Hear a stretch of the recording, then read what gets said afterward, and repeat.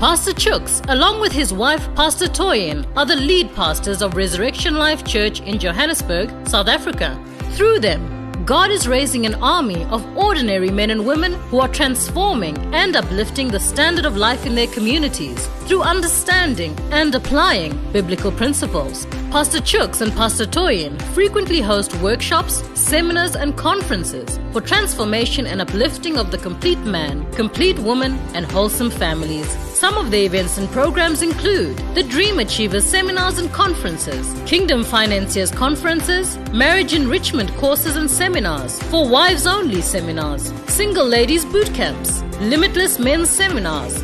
They are also the founders of the Power of Woman Academy, a group mentorship for high impact women. They also host the annual Power of Women conferences and events. For more information, please visit www.idelight.co.za and www.reslife.org.za or WhatsApp +27 814 210 835. I want to welcome everyone. We have a wealth of experience on our panel today.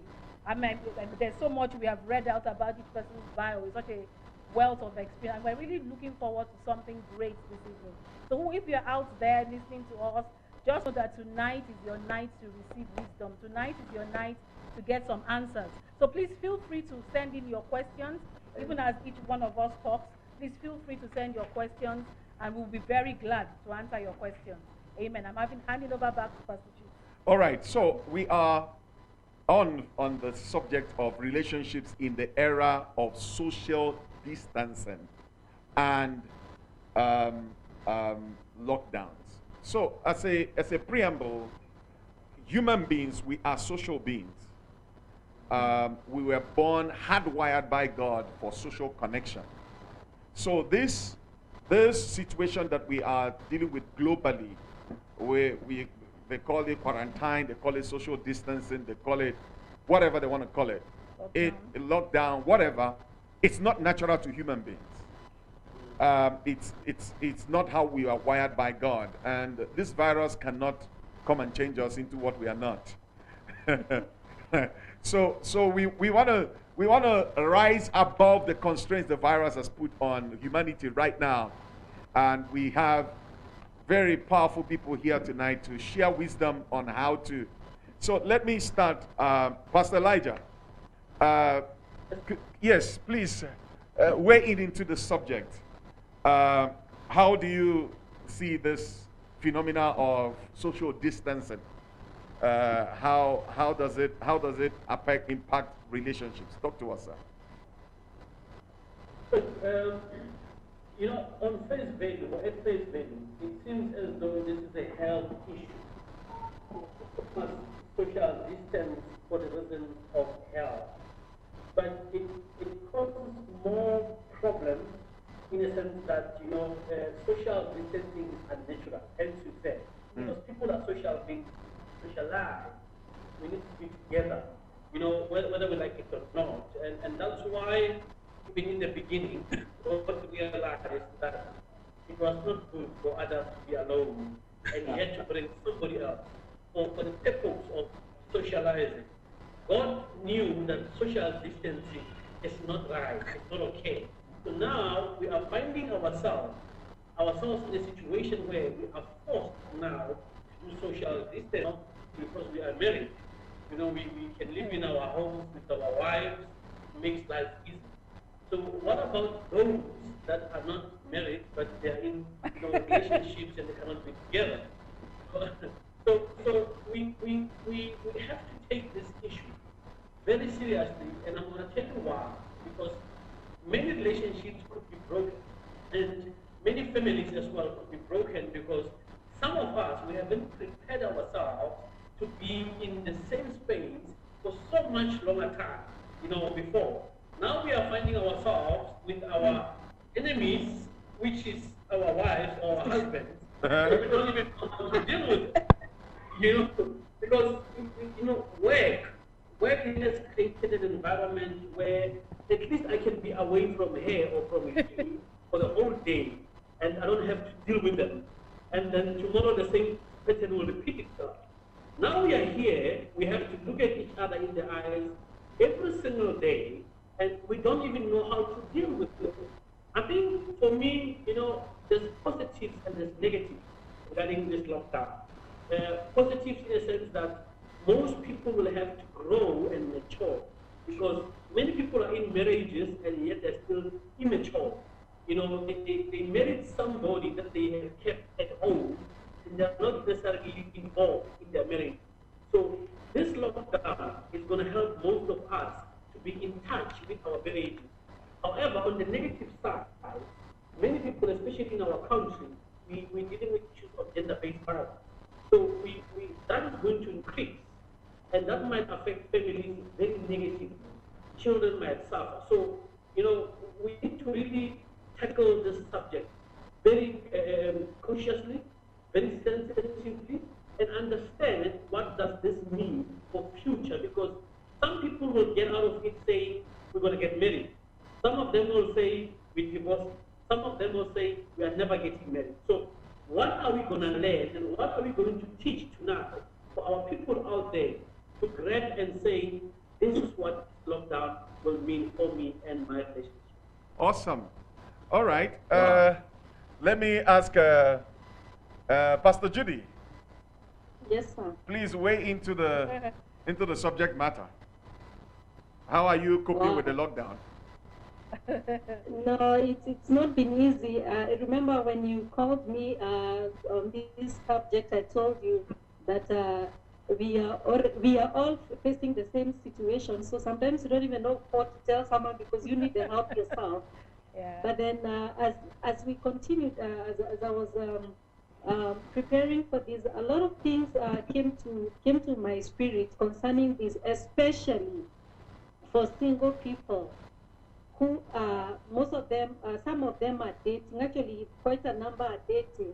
And now it's not like in our situation where we married and I have my husband with me and I'm having to see him, and our relationship can still survive because we are able to be together. Actually, it helps, it adds into it. But now we're dealing with people who are single and they are not able to meet as they would, and it can become a challenge. But then when I looked into it, I realized that it actually should not be a challenge. It should act for people who are dating. This should be an advantage to them.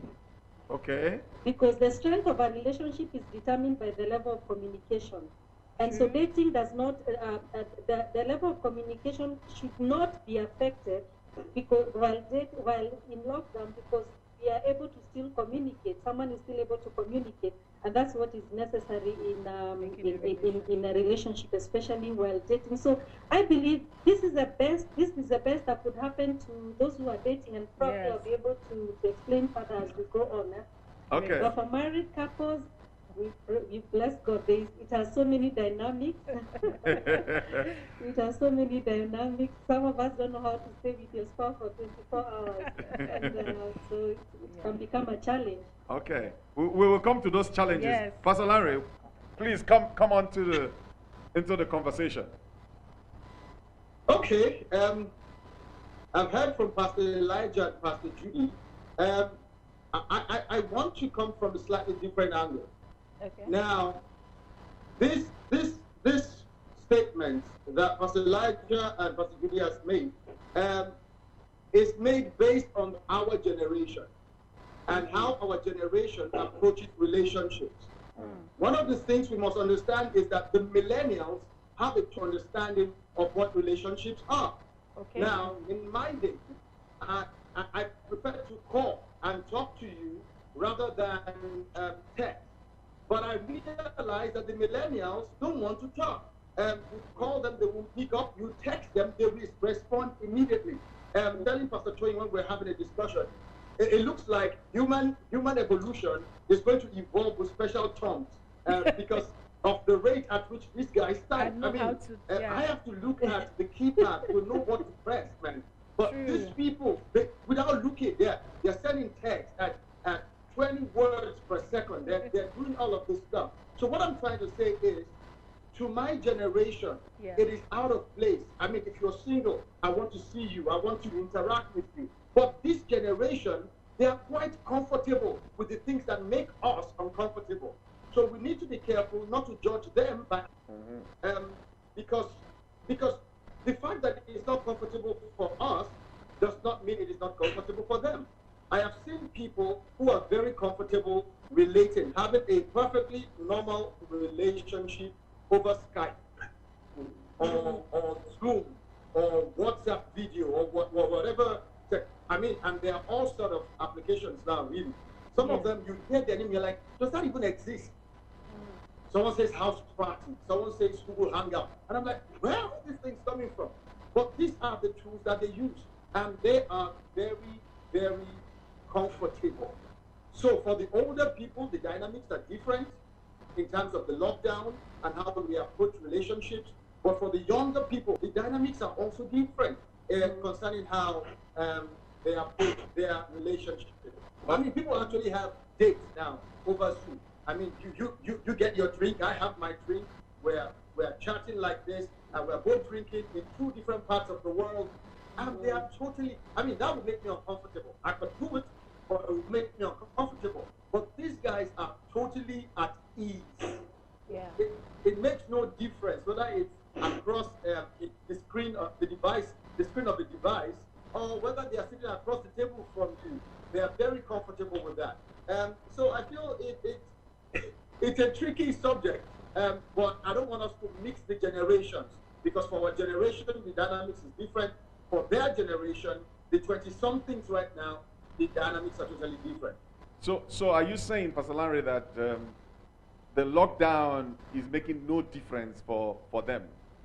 Because anyway, before the lockdown, they were already on lockdown. Before the lockdown, they were already in lockdown. They were more in love with their devices than they were with their partners. And they prefer relating to, I mean, do you know that there are young married couples now who actually text each other? They live in the same house. And it's not because there's tension in the house. It's not because there's a problem in the house. But it is just their comfortable means of communication. They text each other. I mean, that would drive me crazy. But this is what they do. And they are comfortable with it. I just wanted to find out, okay, from what you've said, Pastor Larry, and what Pastor Judy said, I think that we're talking about, I mean, one of the main things that have come out is that it's about communication. And for the different age groups, or the different, what do you call them, the communication methods are different. For the older people, you want to see to be able to communicate. For the younger people, they're comfortable on their devices. But from what Pastor Judy has said, however, communication is key.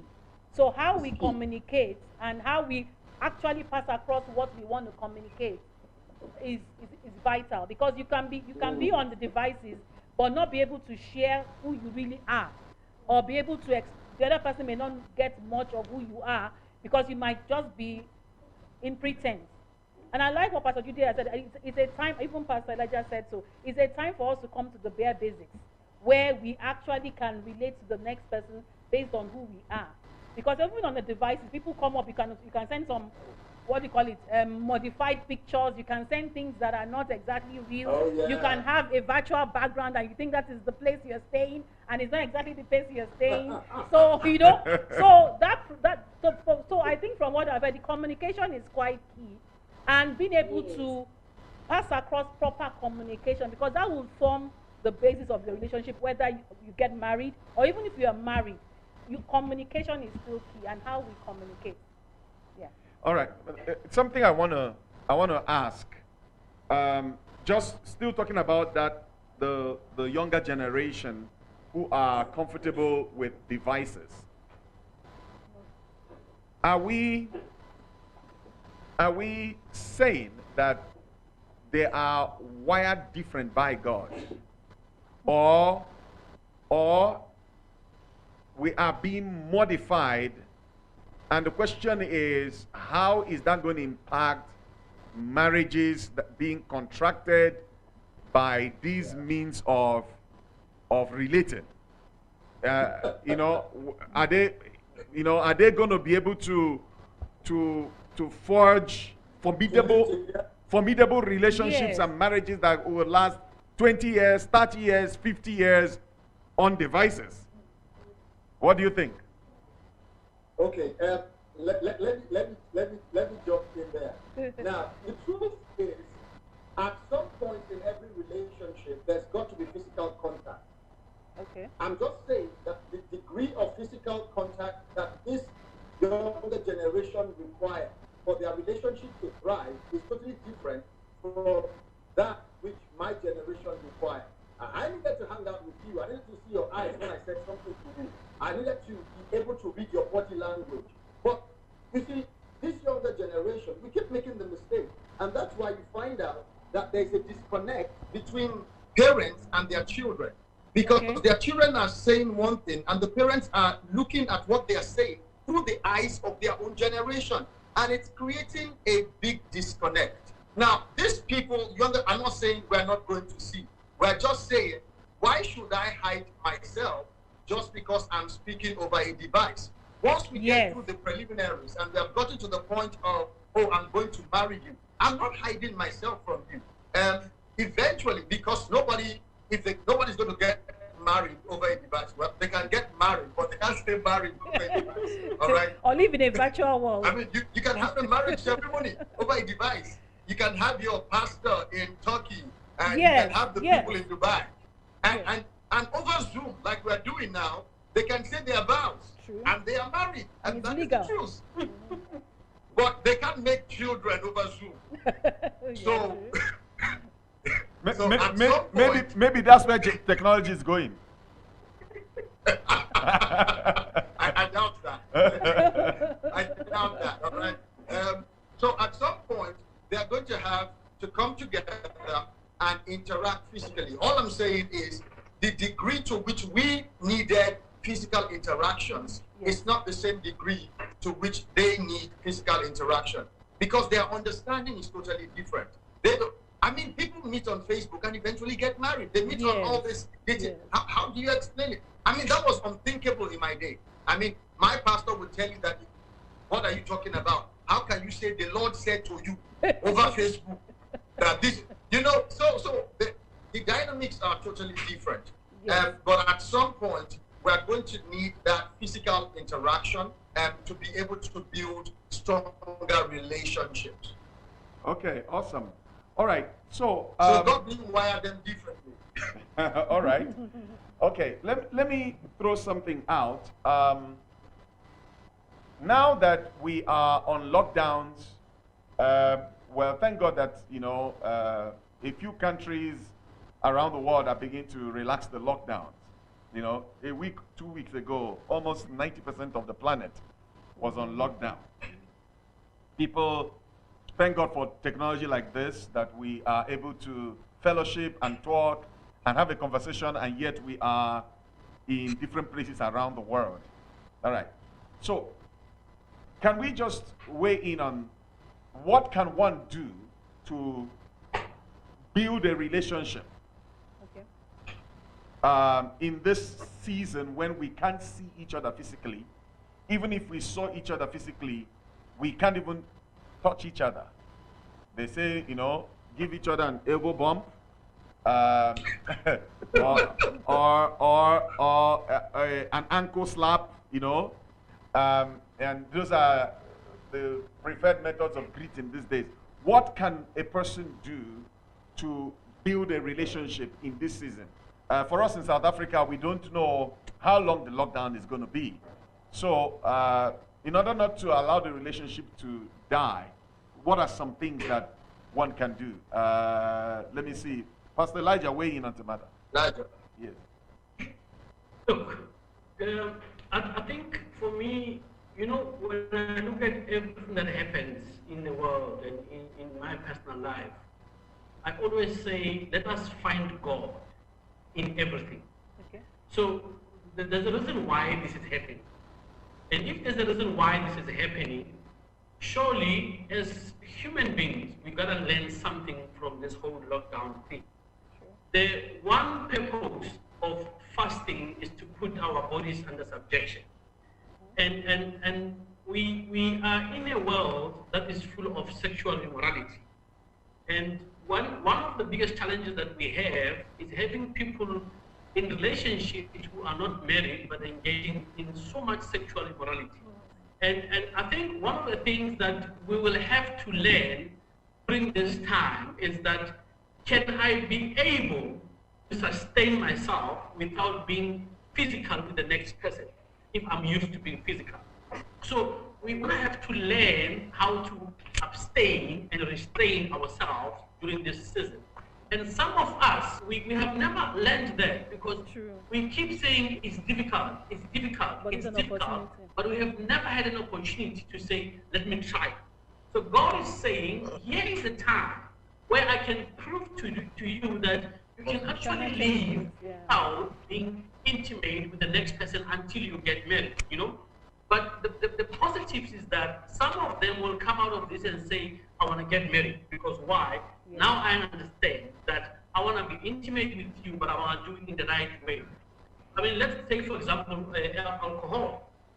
Alcohol is not being sold at this point.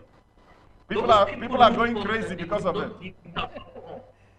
Yeah, but those who thought they could not live without alcohol are now living without. Yes. So I think we are in a space where God is teaching us something about, you know, abstaining ourselves from sexual immorality, which I think when I heard about lockdown, the first thing I said was that, thank you, God. Because why? Even those children that Pastor Larry is talking about, you know, that communicate via SMSs and WhatsApps and all those things, they do find time to be intimate. And they do that, and they just walk away. It's like nothing happened. You know, it's like, we just did that deed and that's it, you know. We treat, you know, love making or sexual intercourse, you know, as something that is great, that is something that is godly. They treat it as something that is an instant kind of thing, you know, let's do it and go. So I don't think people are suffering in terms of physical contact. Those who are married are with their spouses, so we are fine. But those who are not married should be learning something from the current, you know, situation to say, how can we say to ourselves, we're gonna wait until the right time? Now we are forced to wait. Now if we are forced to wait, the time will come. I mean, 21 days, we are already on day 38 of lockdown. 21 days is enough for a new habit to form. So by now, we should be talking a different language. Those who could not abstain should be coming to us and saying, in actual fact, I care. After this, the church is going to have enough power and enough people to come and say, what the church has been preaching for all this time has been right. We never thought that we could do it, but now we can believe the way. Because why? We've spent 40 days, 60 days without touching each other, and here we are. We did not die. Awesome. Awesome. All right. Pastor Judy. Yeah. Yes. There's something that he's touched on that is very important.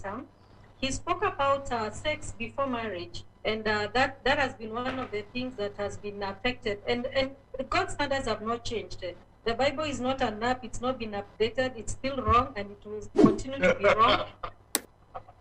Yeah, but then we have to be real. We are facing this challenge. It's happening in our churches with our young people. And so what has really helped this season is for a lot of people who are dating, who are involved, not everybody is, but those who are involved in sexual activity, to now begin to evaluate their relationship. True. Because what sex does in a relationship while dating is that it makes you build, instead of building the relationship, you are building romance. And now you begin to, it clouds your judgment, so you're not able to know somebody by their character and their values, because you're already so emotionally involved. And dating should never be, you should never date with your heart. You're supposed to date with your head, like think, evaluate.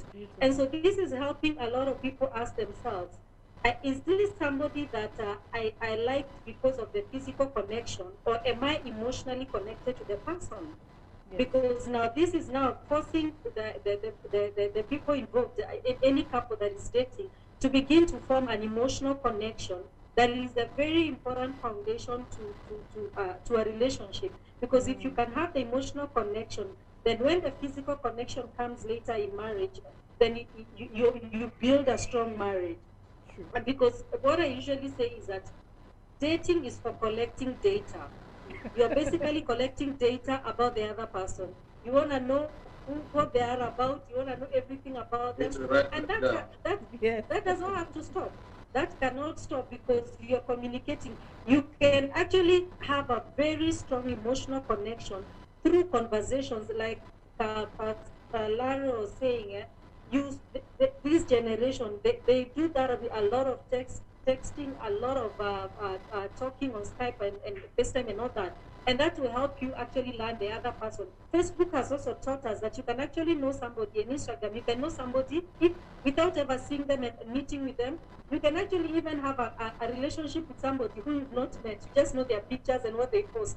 You can even tell when they're angry and when they're not angry. And according to what they post and all that, you know this person is going through a situation. So this has shown us, it had already prepared us to know that actually we can actually relate even when we are not able to see each other. And this, I tell you, this is going to mean so much to those who are dating. It's going to help them evaluate, is this somebody I can live with or I can not live without? Somebody said something very funny. If someone has not asked you to meet them at this camp, if you're dating someone and they have not asked you to meet you at this camp, just not that, just break up from the relationship. Because that tells you that they have just realized they can do without you. There is not that connection. Maybe it was physical. So for me, I think it's a very important time for those who are dating. There are people who get out, who already know by now that I don't need this relationship. Because all it was a physical connection. There was nothing more beyond that. So this is going to be very key. Okay. But I think sorry, just to come in quickly, Pastor Chus. Yes. The most important thing is that fake relationships will be exposed. Those relationships that were based on sex and not on purpose. So at this point, I mean, we have a lot of situations where you find young women saying, I cannot leave that person, while they're referring to the sex part of that person. So now that sex part is no longer there. These people are sitting at home now thinking straight. So many of our young sisters and young brothers are going to be saved because of the situation. So we need to not only see the negatives, but embrace it. Because if we want to be married, we want to be intimate. After these 60 days, 90 days, people should see the importance of being married. Because you cannot be going out and stealing and hope to survive on what you are stealing. Yes. All right. Okay. A few things that have been dropped off. Like I want to probe a bit more. Let's talk about single people, and then we're going to get to married people just now. But single people. So Judy, you mentioned something that dating should be with your head, not with your heart. Dating should be collecting data. And I'm going to come to that one. Please, can you unpack that statement? Dating should be with your head and not with your heart.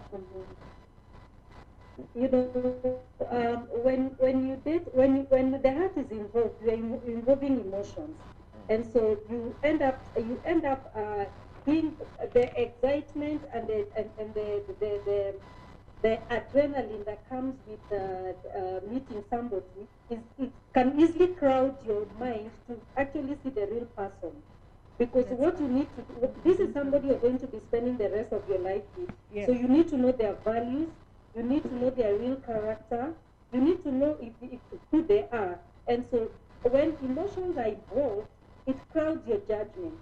It blinds you from being able to see the real person.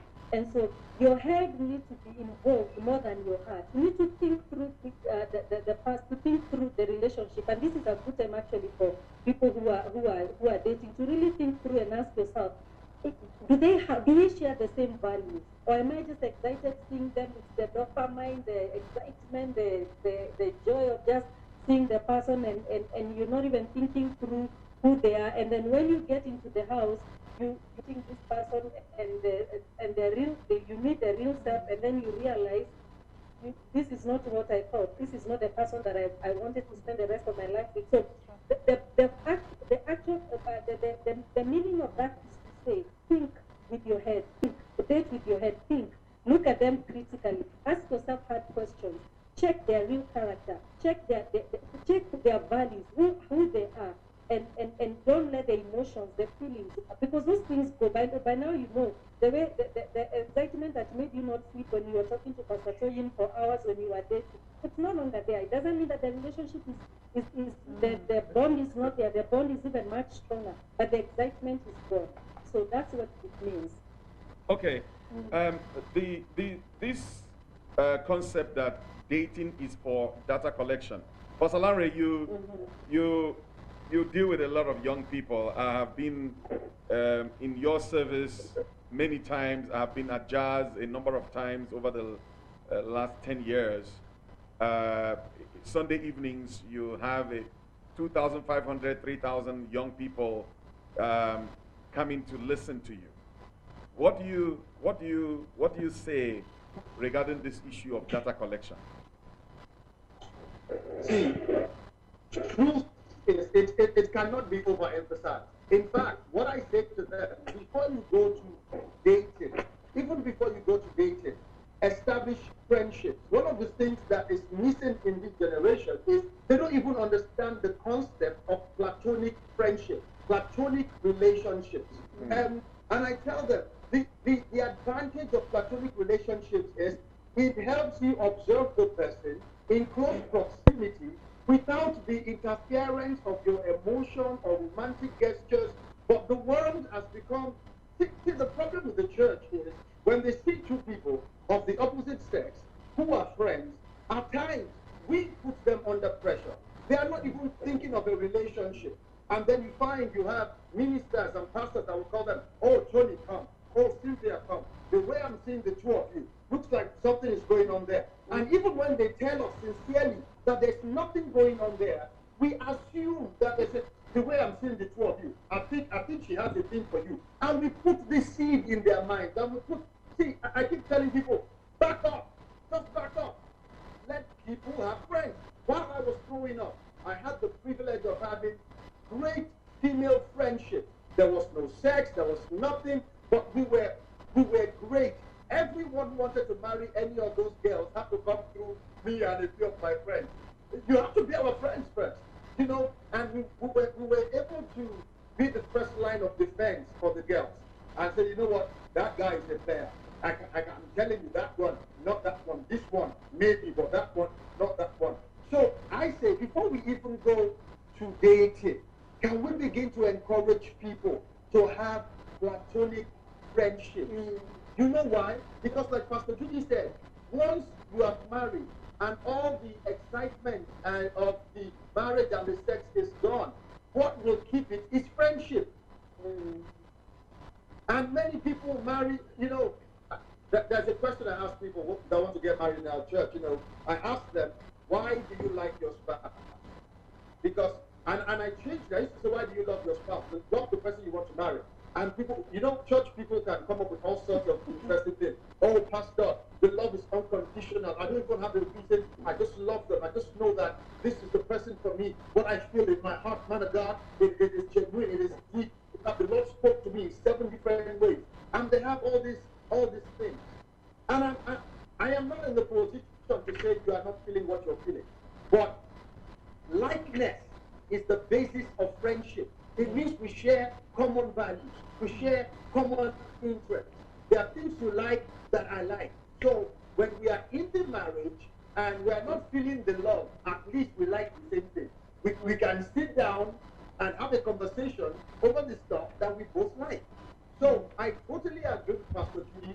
Dating is for data collection. But you know, you can give yourself the added advantage of collecting your data well before dating in the place of friendship. So you already know this one is a very good person. She walks out on her parents. She walks out on her friends. Oh, this guy is a beater. Because I'm always seeing him trying to beat up on somebody. These signs are there. Because when you are friends, they're not trying to hide themselves from you. When you're already dating, see, Yes. during dating, we all put forward the best version of ourselves. We all try to be this charming, nice. We are studying you, and based on our study of you, we are changing our responses. True. So if I know that you like flowers, even though I don't give a hoot about flowers, then I start buying you flowers. I begin to know their name. Oh, I know you like a daisy, or you can have a daffodil. And we do all of these things. But I am saying, yes, I agree. Dating is for data collection. You get to really know the person. But you can give yourself the added advantage of being friends first. Absolutely. There's a lot to learn from friendship. There's a lot to learn from friendship. Yes. I agree with you. Totally. Let me, for those who are watching via live stream on, we open now. You can send us your questions so that our guests can attempt to answer some of the questions. So we'll love questions coming in. Okay, now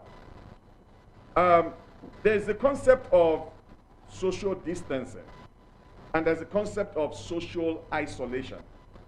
They are not the same thing. A little bit. Pastor Elijah. Okay, let's be. Okay. Yes, Pastor Elijah. I was going to nominate him actually. Social distancing, social isolation. Okay, we need to be aware that when somebody is isolating themselves socially, it's an issue of not wanting to be amongst people. They could be suffering from some kind of a psychological condition, or whatever the issue is. They could be antisocial, but they could make a social, a conscious decision to isolate themselves. However, that also goes against the nature, because nature does not want you to isolate yourself. So you find that there are people who have suffered, who are going through life with some kind of pain. So they choose then to isolate themselves because they either have a boy or they are afraid that they might not keep up with the standard of relationship, or they might fail in relationship. So the best way is not to be in relationship by isolating themselves. So and usually that happens also in families where there's a lot of abuse. When people have experienced a lot of abuse from their parents, they become helpless. So the best way to deal with relationships is to isolate themselves. And that's why you hear a lot of people saying, especially women, saying, I'm happy, I'm singing. But most of them are not. They are isolating themselves socially, and they are not even aware that they are suffering from something. Whereas social distancing is the choice that we are giving as a result of this pandemic.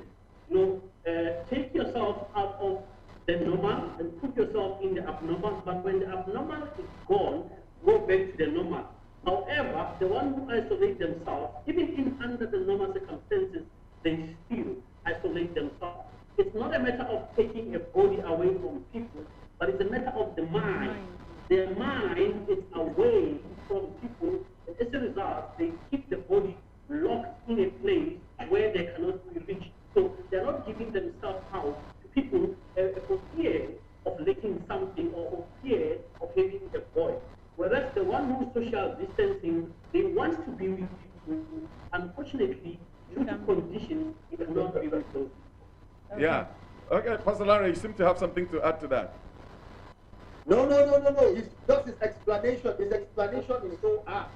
If I'm going to add anything, is that people who self-isolate usually, at the root of it may be issues of insecurity because of the fear of rejection. And it will shock you what percentage of people cannot handle rejection. So instead of having you reject me, I would rather not mix with you or make myself to be either physically or even emotionally available. Okay. So that I can manage my expectation and I don't have to deal with rejection. Okay, so I'm in a relationship with someone. We've been going for a couple of weeks, maybe a couple of months, and then lockdown happened. And and then I noticed that this person is using the lockdown as a screen to hide. They are now unavailable. You're trying to reach them, you can't reach them, and one is in a relationship like that. What do I make of this behavior?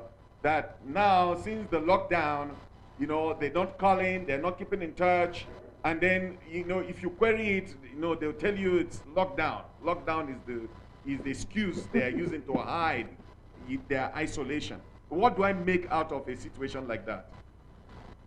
Anybody can jump in. Yeah. That's an easy one, Mr. Chairman.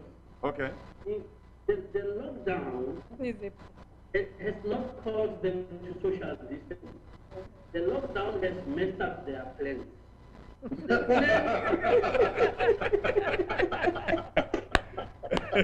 plan go in there, do a hit and run, and then disappear. True. But now the lockdown then comes in. And if I was a person in a relationship like that, I would be saying, thank God and sing hallelujah. Because now I can see through the person.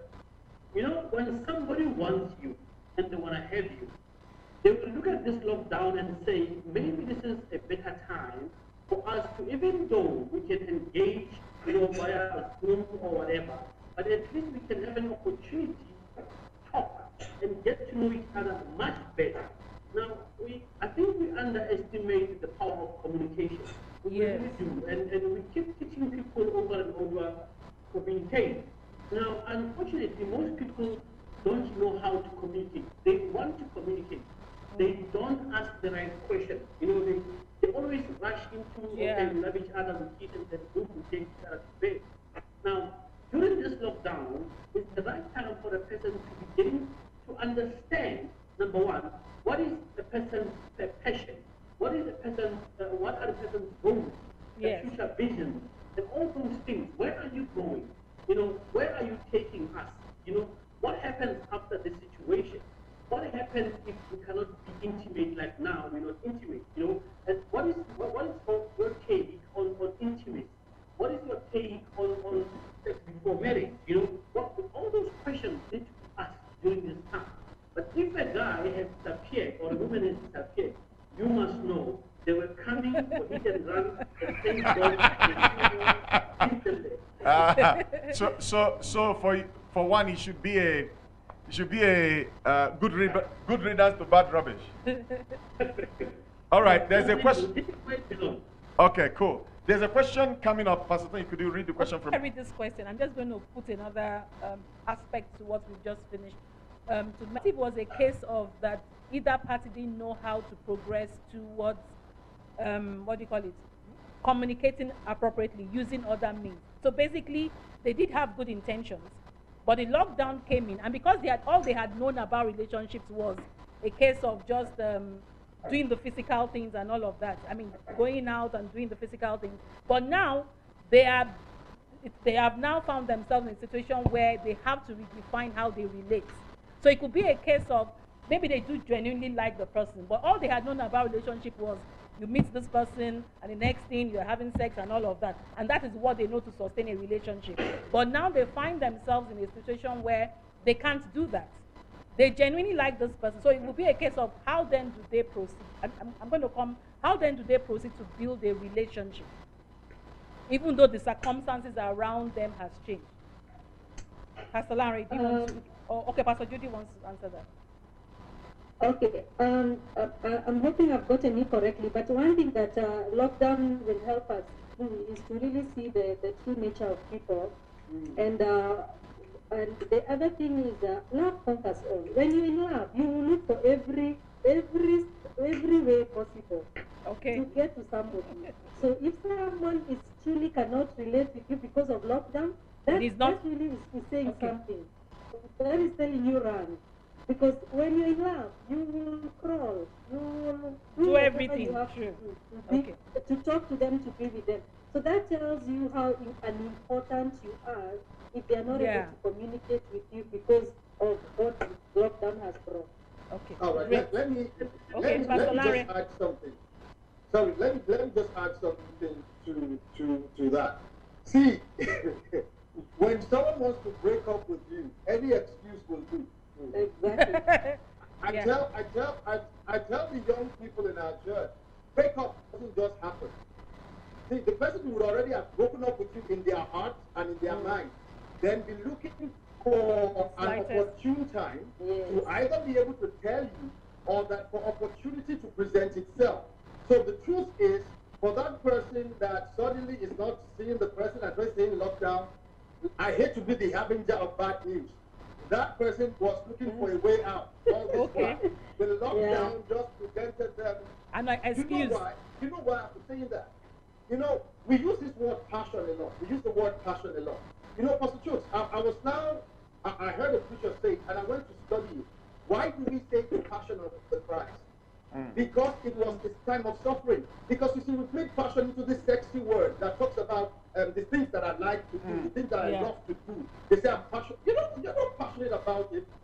See, what Jesus went through was passion. It was suffering. The root word for passion is suffering. So are you willing to suffer for this love? If you are not willing to suffer for it, you are not passionate about it. Don't Yeah. You're not passionate about it. Real Wow. passion entails suffering at a level. Great. Wow. So you will be able to endure it and find a way. Human beings are very adaptable. I'm telling you, I call myself a dinosaur as far as technology is concerned. But now yes, in the that's lockdown, true. look at me now. I'm on Zoom. I'm doing stuff I've never done before. That is what True. happens when you're passionate. I don't like doing this. I like one-on-one meetings, but this is it. This is what you have to do when you're really passionate. Great. So Wow. love always finds a way.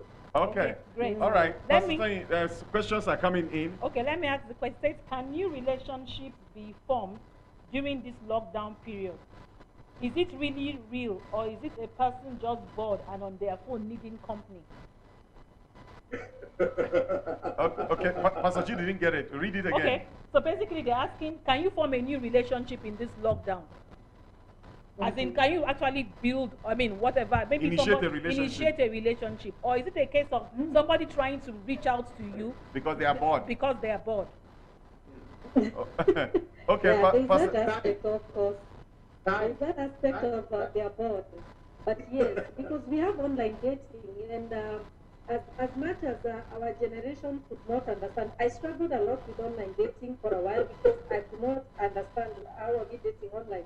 But then somebody explained it properly to me, and I realized actually online dating is something that you can actually relate to. You can know somebody who you've never met and have a very good relationship and be able to actually create a relationship. So I believe so. Okay. Pastor Larry? I tend to see it can be both ways, but time is the true test. Time is the true test. See, I don't want us throwing the baby away with the bathwater. Because someone initiates a relationship with you, does not mean that they don't like you. Yeah. But in time, as you communicate, you'll be able to separate who is a player from who is real. Time will tell. Time will tell. Okay. That's all I wanted to ask. Elijah, please throw in. You see, I think every channel is saying to start a relationship if obviously the intentions are right. And even during lockdown, people can start a relationship. But we need to understand that we spoke about communication earlier on. Yes, sir. There are some people who are addicted to flirting. So they are suffering from something. They have a passion to flirt, and they know how to flirt. Yeah, true. And if they don't flirt, they have withdrawal symptoms. So they will go around flirting with 10 women at the same time. So one needs to be careful of that. And I said, what are the right questions to ask? Yeah. During this lockdown period. Yeah. You need to be asking the right questions because you can rest assured. If you ask the right questions to the wrong person, you will run away. That's just how it is. But if you ask the right questions to the right person, you will stay and stick, to their position. Because love is a very fun thing. And it takes some time. And I wish that this lockdown, unfortunately, is affecting the economy. But I wish that it could be prolonged in terms of relationship. So that, 3 months is a very long time for a person to be persistent and consistent. A week, 2 weeks, 3 weeks, they'll be gone. Because when they realize that you don't take their crap, they go to the next victim. Be in a place where we understand what this relationship is all about. Because also, be careful. On social media, we don't see the real people.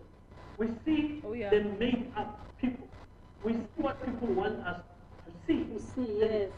People are falling in love with the picture, not the person. And then when you meet them in reality, they are not what you want. Then you run away. So that's what I'm saying, ask the right questions and the intention, make it clear. And also, well, don't be afraid. And I've seen it where people are afraid to talk about marriage when they're dating. No, talk about it. Ask questions about it. Ask questions about children. Ask questions about finances. Yeah. You know, and if somebody is willing to be with you, ask them about their credit score. Ask them about their criminal profile. You know, and if they And their debt. And their debts, yeah. But if somebody is not willing to expose themselves to that, then obviously they're just a passerby. Let them pass by. There's a question. Okay, all right. There's another question there, Pastor Tony. Please read Yeah, it. there's a follow-on question to what you've just been saying, Pastor Elijah. It says, what are the practical ways of building a relationship via these social media platforms, bearing in mind that there is a possibility of misrepresentation of self or only representing your best side? So what are the practical ways of actually building a true relationship? So let me add another layer to that question. Is it really possible to build a genuine relationship via social media platforms? Pastor Elijah? Is it me or Bukalari? Anyone, okay. No, I can. Okay, Pastor Larry. Okay, Pastor Larry, good. See, anything, when people say, is it possible? I don't think that's the right question because everything is possible. Okay. Everything is possible. The question is, why? Why would it be possible? What are the ingredients required to make it possible? Okay. And I think that Pastor Elijah has said some of those things. There is a level of nakedness that a real relationship requires. If you are not willing to come to that thing, I tell my people, leave all the surface things. Dig until you find something solid. If you have not found something solid, that person really is not your person. How do I explain this? For instance, I tell other people, one of the things you want to find out when you're dating a guy or when a guy is making overtures to you is, how does he treat women who don't mean anything to him? Mm-hmm. Because with you, he's going to be doing, that's my girl, that's my princess, that's the one, and I don't mess with her. But it's only a matter of time for what he's doing to other women, because what goes round comes round. Before I start treating you like that. So you want to find out, how does he treat, does he have mentors? Another thing you want to check is this. I tell my girls this unapologetically. Don't ever agree to marry a man or date a man who has nobody he is afraid of. True. There must be one authority figure or two or three in every man's life, so that when I tell people there are two negative wires in a man's head, one red one and one blue one, and once in a while they touch, and then you have all that sparks and it behaves like a crazy person. There must be someone to untangle those wires. Do not get into a relationship with someone who does not have at least one or two people that they totally respect and they will not want to do. I hear all these young men say, oh, I respect nobody, I only respect God. You're a loose cannon. Nobody should touch you. True. You are a train wreck just about to crash. Nobody should touch you. So I totally agree with Pastor Elijah. See, they should keep on digging. These things are very, very possible. But what we need to do is itemize the ingredients that will make it work. Okay. What will make it work? Sincerity. Integrity, transparency, character, Amen. financial integrity. Like he said, credit score, so that you don't get involved. Now there are all sorts of things that are happening. There are young men who have no job, who have bad credit, who are preying on financially secure women. Mhm. And the first thing they say is, Let's go there. "I Let's go want to there. marry you. Let's go there. I want to marry you." I mean, these are parasitic men. In fact, you don't want to hear my real impression of them. I think they are just excuses for a man. They are not yet men. Yeah. Yeah. See, so the ladies need to be careful. The guys, we talk a lot because most of us here are guys about the other side. But it works both ways also. The guys also need to be careful of some of these girls. Yeah. Dr. Chuk, Yes. I think we need to take it back to our listeners and viewers there. Okay. Because sometimes we talk about, is it possible to have a relationship by a lockdown, and how do I know that it will work, and so on and so on. I think I'm not too concerned about that. If you put effort in anything, it will work. However, sometimes we put effort in things that don't work. Okay. All right. Yeah, I'm going to take you back to the beginning of the Bible, and I love this scripture. The Bible says, in the beginning, the earth was formless, and it was void, and darkness was above it. Now, I want you to understand that part. Now, before God could bring Adam and Eve to that world, he had to create an environment that is conducive for them to come and dwell in. So usually, us as people, our environment, our internal environment is void. It's formless. There's a lot of darkness inside. So we do not deal with ourselves. First. So we want somebody to go or to come and banish the darkness. We do not create the light ourselves. And as a result, we go around seeking people who are like us, who are full of darkness. And these people come into our lives because we attract what we are or who we are. And then these people are full of darkness. They come into our life. We blame them when things go wrong. But we don't realize that we went into this relationship without knowing who we are, without knowing what we want, without knowing what we are suffering from. I'm going to give you a simple example.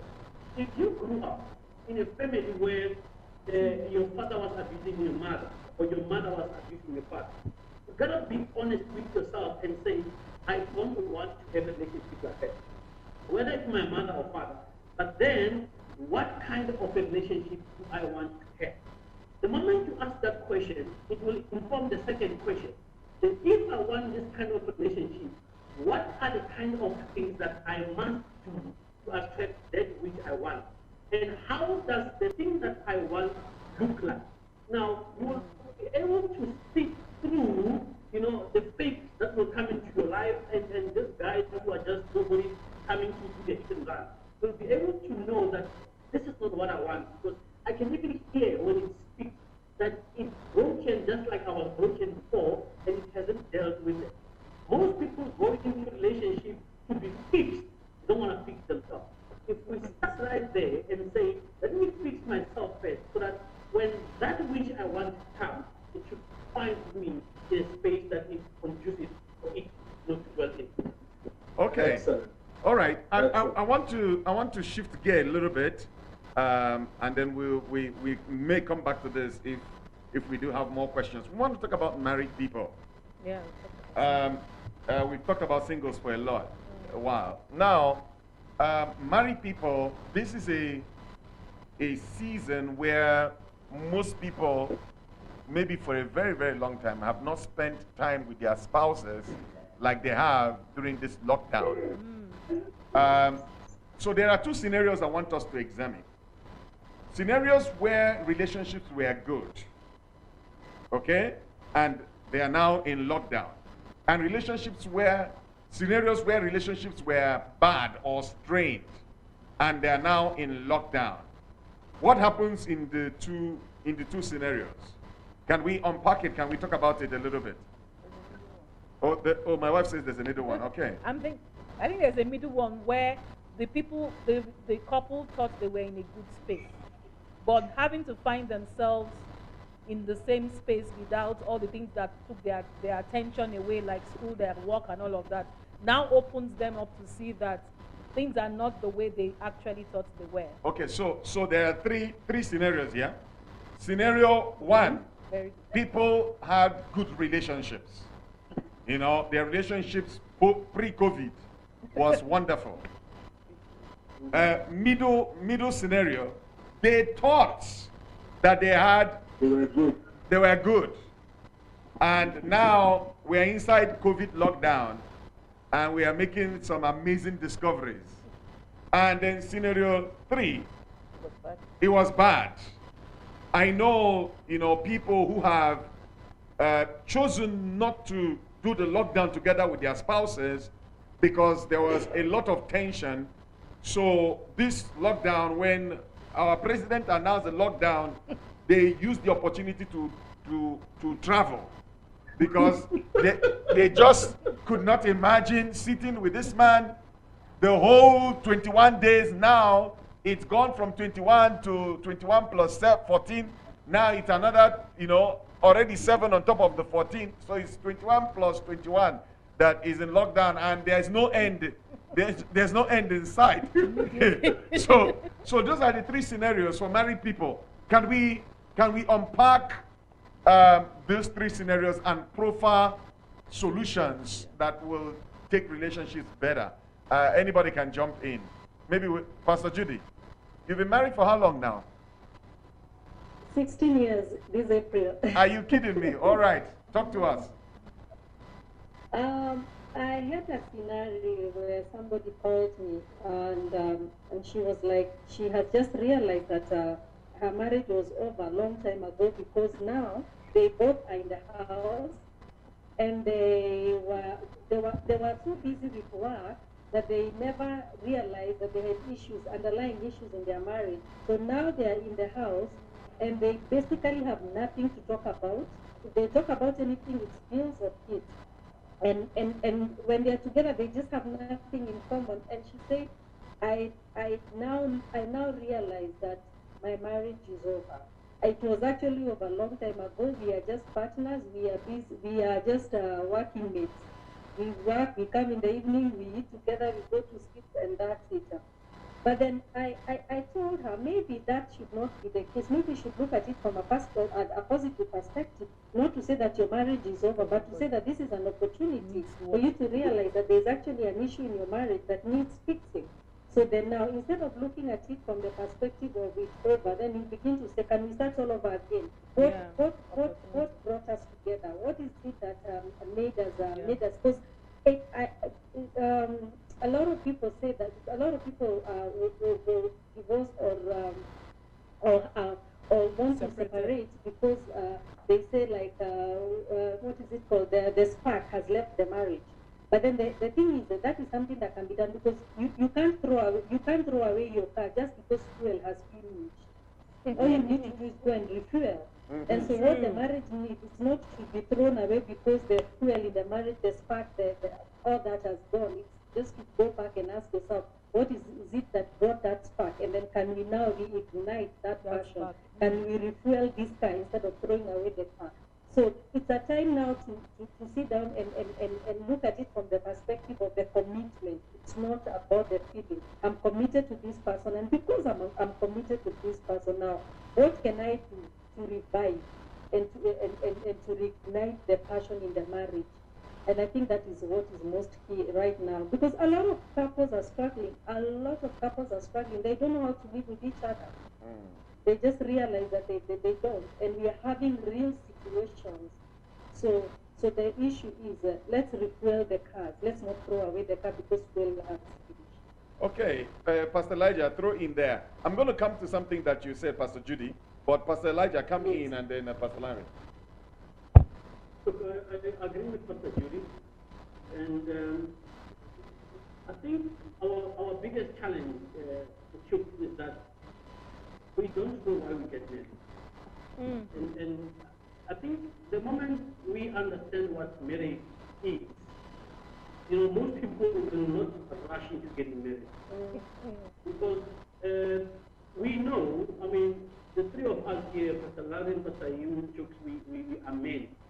It happens to women too. We know that, you know, when we are 17, 18, you know, we've got a lot of testosterone running through our body.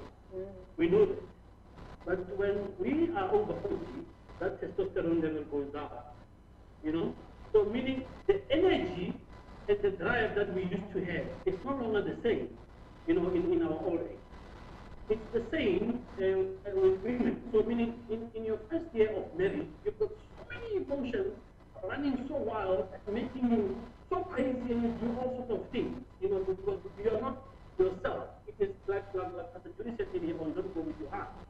So many people don't realize that in the beginning of the relationship, there's a lot of emotional connection or the emotional part that takes part into how you feel. Then we have to step out of that and enter into what we call devotion. And devotion is what she mentioned earlier when we spoke about commitment. Meaning, once the emotions are no longer running, I need to start running. Now, many people suffer and fail to understand that part. They still expect the emotions to keep running. And like Pastor Judy said, go back and find the spark. The spark is going to die. There's no doubt about it.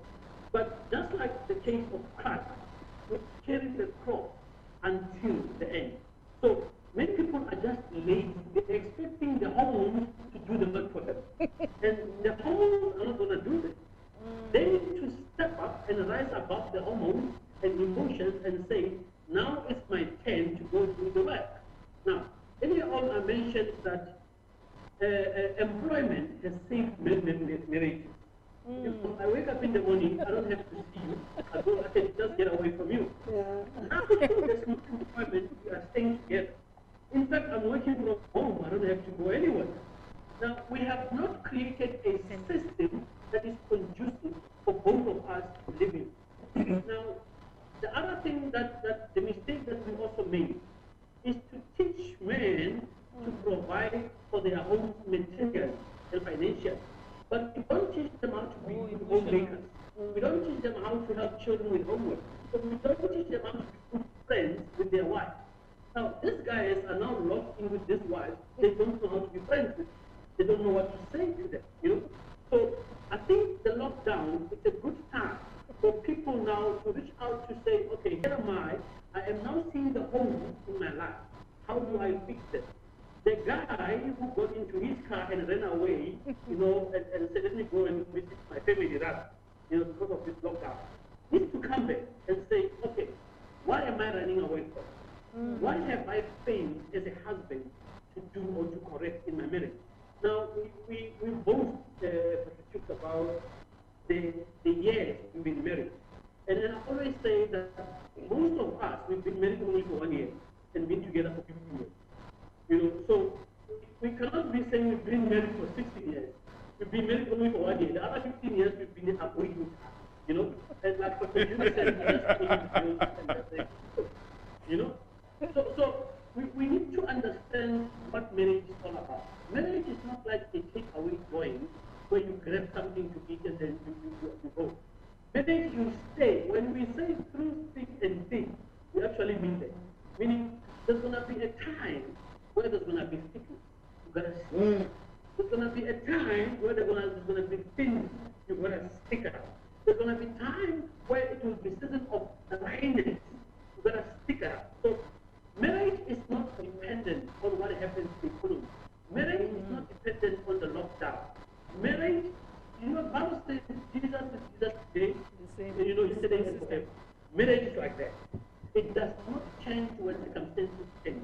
So we need to go back to these people who are married right now. If they are listening to this channel at this point, we are saying to them, forget about what you fought about or what you fought for. In fact, what I do when I do counseling, I always say to couples, dissolve your first marriage. Dissolve it. The marriage that was full of pain and hell and cheating and also, dissolve it. Because if you don't dissolve it, you'll keep going to building on. Let's create a new marriage for you. The old man must die, let's give you a new man. And we start a new marriage completely.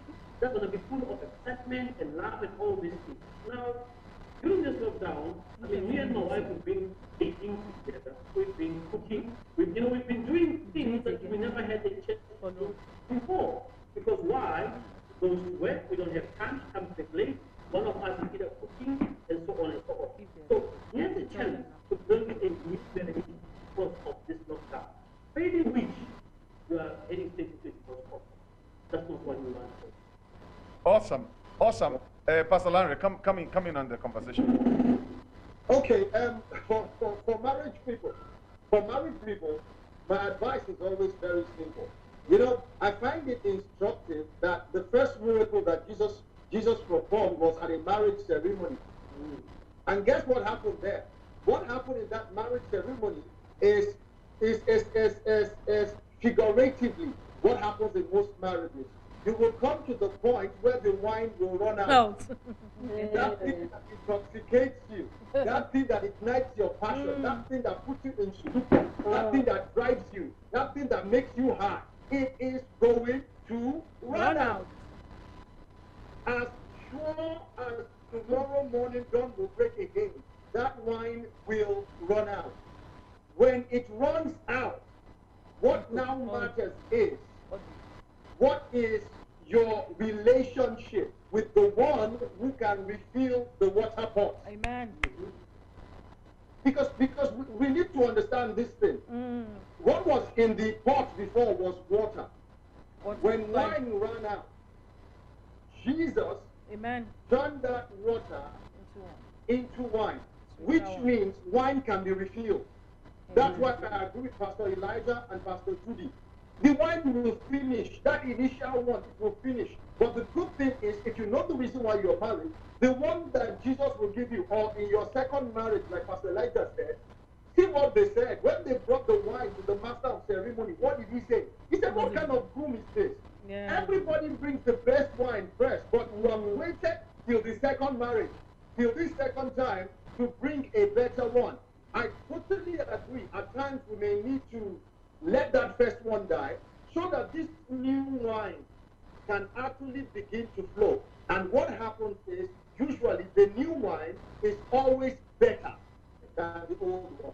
Wow. Please, can we? That is what I'm going to say. Okay. That is powerful. Very. Can we emphasize that when Pastor Elijah says new marriage is not a new spouse? Neither is it a divorce. Yes. Please. Yes, sir. Yes, please. Most of us will be married twice or thrice in our lifetime. Some people will literally divorce and be married to somebody else. But the point I'm making here is that when your wine runs out, you do not go elsewhere to go seek a new wine. Yes. You drink a new wine where you are. Yes. They did not have to go anywhere. Because the new wine. You were speaking about a situation of the first miracle of the wine. Yes. Let's go to another miracle where the people were sitting there and there was no food. And the disciples of Jesus said, should we go buy food for them? Jesus said, no. What do we have here? He said, we've got 2 fish here and we've got bread. Multiply. You see, Jesus said, let's go back to the story of the wine. Wow. Moses was standing there and God said to him, I want to send you to Egypt. But Moses said, I've got nothing. God said, no, you've got the stuff in your hand. Now, Moses, the issue was not the stuff in his hand. It was the stuff that was corrupting his mind, that was making him to be afraid of the snake that he had. His own potential, he ran away from it when it was unleashed. So usually, we run away from our own potential because of the first experience. Because the first time it did not work, therefore it means it's not going to work the second time. No, it doesn't work like that. We haven't put enough effort. We were just taking chances in lavish art. It doesn't work like that. If I'm coming for the second time, I'm going in there full force. Meaning, you're going to get the best of me. I'm going to learn your love language. I'm going to practice a new ritual every single day. I'm going to tell you I love you every day. I'm going to look at you. I mean, listen to how you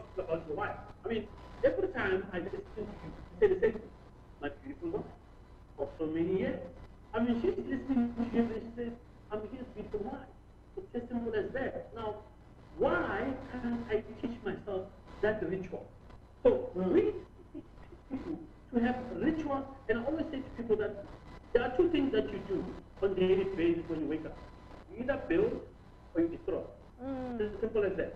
Wow. Now, if you are harsh with your partner, are you building or destroying? You are destroying. So learn the new rituals that are building that person that you want to have. We want to have the best things, but we don't want to put it in the best way. So the new marriage does not mean go find somebody else. It says, in this person, find the good in them Amen. and create the marriage that you want Amen. with them. Okay, we are running out of time. It's very, very interesting. We actually have a few questions, but we're running out of time. Let me ask our guests. Are you available next Friday for us to continue the conversation? Put in your name. We're under lockdown. We have time. We are locked down. We can't avail ourselves. Okay. Pastor Nara, are you available next Friday? Please? I will have to get back to you. You know my situation. I will have to get back to you, Pastor Kurtz. Okay. All right. Pastor Judy, are you available next Friday? I am. We are locked down. We have time. Okay. I see the think- potential of what we're doing to